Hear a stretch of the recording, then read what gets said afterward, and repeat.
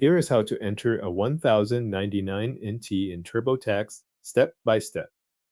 Start by signing in to your TurboTax account and opening the tax return you are working on. Once the return is open, move to the investment income section. When TurboTax asks whether you had investment income during the tax year, click Yes to continue. TurboTax will then ask how you want to add your 1099 NT. At this point, choose the method that matches your form and account. You can import the form from your financial institution if that option is available, or you can select Enter a different way if you want to type the information in yourself. Either path leads to the same form details, so choose the one you plan to use and continue. On the investment type screen, select Interest, shown as 1099 NT, and click Continue.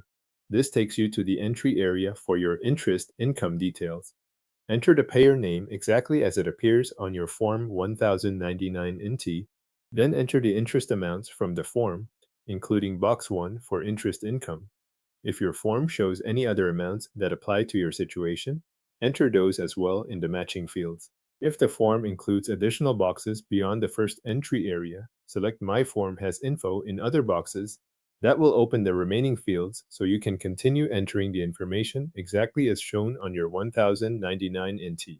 Accuracy matters here, so use the values from the form directly and place each amount in the corresponding box. After the form details are entered, click Continue. TurboTax may present follow-up questions based on the information you entered. These can include uncommon situations or state tax adjustments related to your interest income. Read each screen carefully and answer according to what appears on your 1099 NT and your tax situation.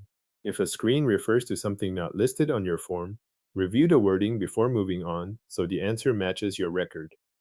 Once you reach the review screen for this 1099 NT entry, compare the completed information against the paper or electronic copy of your tax form.